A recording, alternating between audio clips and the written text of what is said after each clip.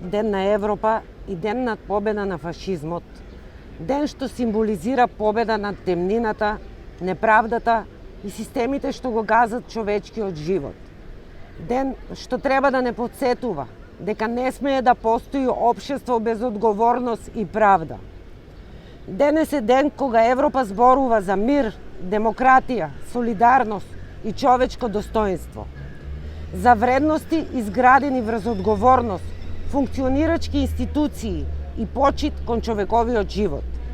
А ние денес, токму на 9 мај, стоиме пред една невистинска европска реалност. Со години слушаме дека оваа држава чекори кон Европа, дека сме посветени на европските вредности, европските стандарди и европската иднина. И на вистина, на хартија и со говори изгледа совршено. Само што во реалноста 63 млади животи изгаснаа во објект што со години функционирал низ систем во кој некој не гледал, не контролирал и не реагирал. Но очигледно, најважно е што сите формално биле ненадлежни, се додека Кочанина остана завиен во црно. Европа не е само знаме за одговорница, пригодна изјава и сликање еднаш годишно. Европа значи институции што спречуваат трагедии, наместо подоцна да пресметуваат колку жртви чинела неодговорноста. А кај нас, пријавите завршуваат во фиоки, предупредувањата се игнорираат, траумите се минимизираат. Што гледаме денес?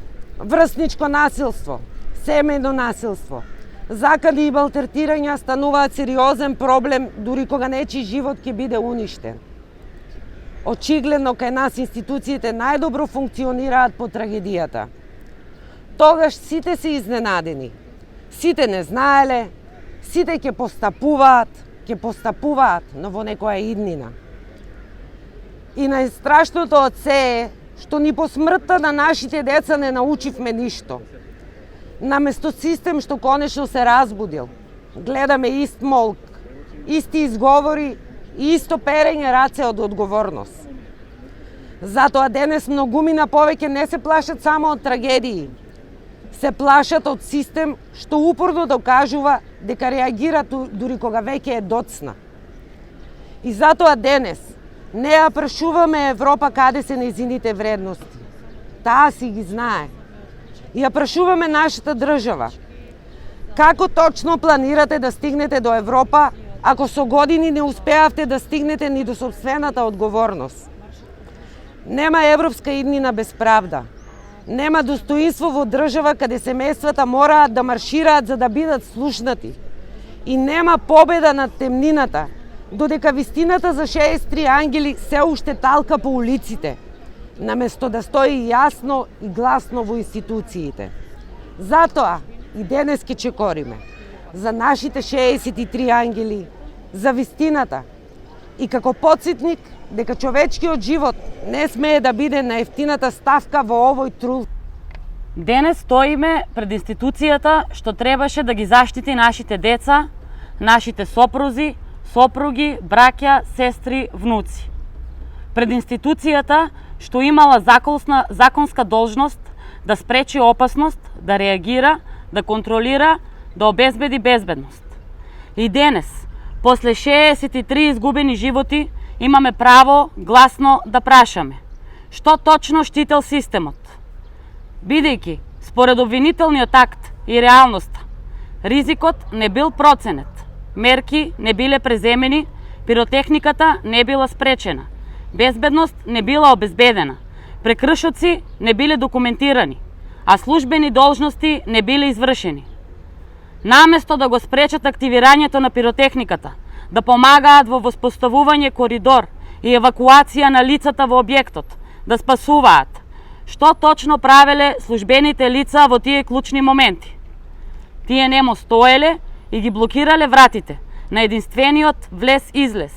И кога увиделе дека пожарот се шири, први кукавички бегаат да спасат глава. Ова е институционален пораз во најкритичниот момент.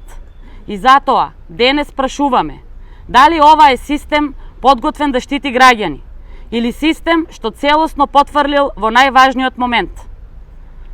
Затоа што во тие минути не се мерела само професионалноста, се мерела човечноста, се мерела одговорноста, се мерело дали униформата значи заштита или само функција која без тежина кога е најпотребна.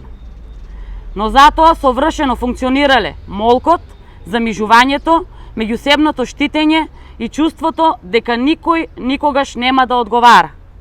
Години наназад системот не гледал ништо. Не гледал опасност, не гледал незаконитости, не гледал ризик. Но очигледно многу добро гледал кога требало да се штитат функции, позиции и интереси. И затоа денес прашуваме дали институциите служеле за заштита на граѓаните или за заштита на меѓусебни интереси и привилегирани луѓе. Бидејќи невозможно е со години никој ништо да не види, невозможно е никој да не забележи, невозможно е сите случајно да молчеле. А денес, наместо срам и достоинствено повлекување, гледаме обиди за политичко перење на одговорноста. Како да се прави тивко рангирање, кој колку вреди за партијата, кој кому му е близок и кој треба да биде спасен од вистинска одговорност. Тоа е најголема навреда за секое семејство што закопало дете. Навреда е после 63 мртви да се зборува за условни казни. Навреда е човечки животи да се сведат на пропуст. Навреда е системот повторно да се штити сами од себе, додека семејствата доживотно ја носат казната. И да биде уште пострашно, во оваа држава со години слушаме стратегии, планови, протоколи и мерки. А што добиваме во реалноста? Систем што реагира дури откако ќе се бројат мртви. Секоја непостапена пријава, секоја премолчено предупредување, секоја замижување пред опасност може да значи изгубен човечки живот. Државата има обврска да обезбеди систем што штити, а не систем што доаѓа предоцна со соопштенија, оправдувања и формални извештаи. Доста е од стратегии што постојат само на хартија. Доста е од институции што функционираат само кога треба да се заштитат самите себе. Потребен е функционален, одговорен и координиран систем. Систем што навистина ќе ги штити човечките животи, наместо да се буди дури кога трагедијата веќе ќе се случи. А прашање е и дали ќе се разбуди. Не. Во пресудата слушаме и тие биле семејни луѓе. Да, но и нашите најмили беа нечии деца, нечии родители. И нашите најмили имаа семејства, и нашите најмили имаа иднина, и нашите најмили имаа живот, што некој системски го потцени, игнорираше и остави незаштитен. Разлика е што тие службеници вечерва ќе си одат дома, а нашите најмили никогаш нема да се вратат дома. И затоа 63 семејства повеќе никогаш нема да бидат цели семејства. Ние денес не стоиме тука само против поединци. Стоиме против систем што со години функционирал без совест, без одговорност и без страф од последици. Систем што мислел дека може вечно да премолчува, вечно да си ги штити своите и после секоја трагедија повторно да продолжи како ништо да не се случило. Па нема. Овој пат зад бројките стојат мртви 63 млади деца. Стојат имиња, стојат уништени семејства, стои вистина што повеќе никој нема да ја замолчи. Бараме вистинска правда и да знаете ќе ја добиеме. Затоа што не постои сила посилна од родител што останал без дете, од семејство кое останало без сопруг, сопруга, мајка, татко, брат, сестра, внук. Не постои притисок, не постои функција, не постои партија, не постои институција што ќе не натера да се откажеме од вистината. Особено кога знаеме дека нашите најмили не ги изгубивме во несреќен случај, туку во систем што со години дозволувал опасностите да растат пред очи на институциите. И колку повеќе се обидуваат да ја сокријат одговорноста, толку погласно ќе зборуваме. Колку повеќе се обидуваат да ја релеватизираат трагедијата, толку поцврсто ќе стоиме, затоа што ние изгубивме се што можеше да се изгуби. А семејство кое поради пропусти и замижување на институциите останало без дете, сопруг, сопруга, мајка, татко, брат, сестра, внук, веќе нема од што да се плаши. Затоа што кога системот ќе ти го земе нај светото, стравот исчезнува. Остануваат само болката, вистината и борбата за правда. Кога се случи трагедијата во Кочани, слушнавме големи зборови. Премиерот и министерот за внатрешни работи ветија и брат да ни ќе одговара. Денес гледаме што значеле тие зборови. Не правда, не одговорност, туку театар за јавноста.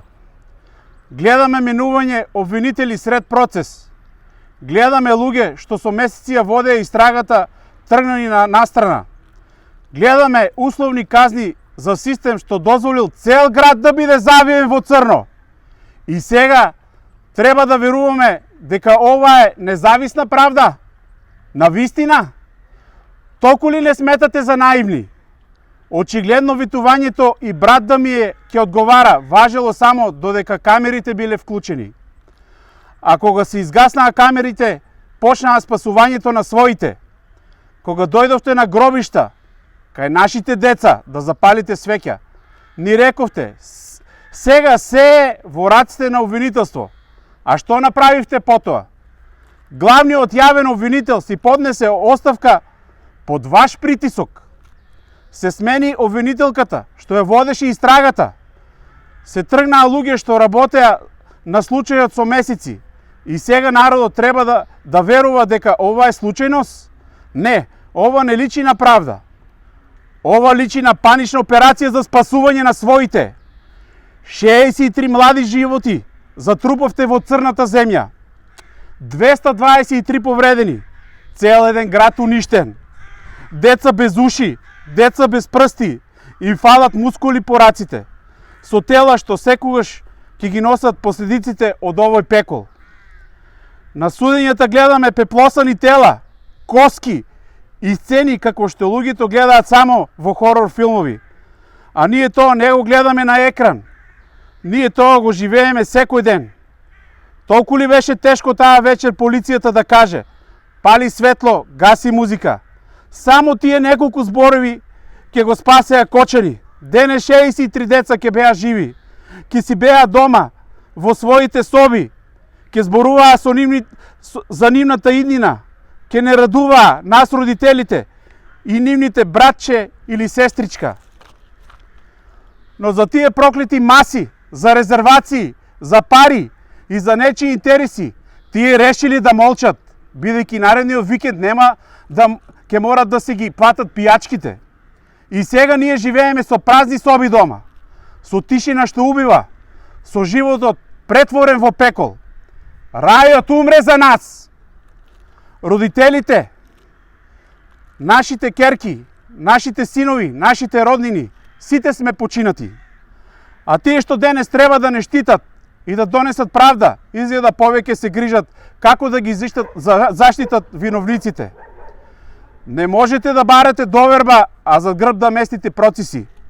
Не можете да зборувате за правда, а да делите условни казни по трагедијата со 63 згаснати млади животи.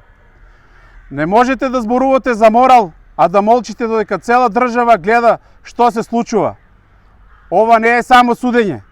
Ова е тест дали државата има совест, дали институциите имат рвет, дали законот важи еднакво за сите. А засега паѓате. Ние не сме тука од политика. Ние сме тука затоа што ги закопавме нашите деца, нашите најмили. А вие денес се однесувате како најголем проблем да ви е како да ги зачувате фотелите, функциите и партиските луѓе. Срамота. Ние веќе немаме што да изгубиме. А вие очигледно сте подготвени да жртвувате и правда, и држава, и доверба, само за да не ги изгубите вашите. Затоа ние сме на улица. Не затоа што сакаме хаос, туку затоа што правдата ја претворивте во неправда. И запомтете, ниту една функција не трае вечно, ниту една власт не е вечна, но срамот од предадената правда останува за секогаш. Како што Германија со децении го носи товарот и срамот од времето на Хитлер, така и оваа власт ризикува да остане запаметена во историјата на Македонија. Не по правдата за убиство на 63 млади лица, туку по молк, заштита на своите и предавство кон сопствениот народ во миг кој најмногу ни требаше.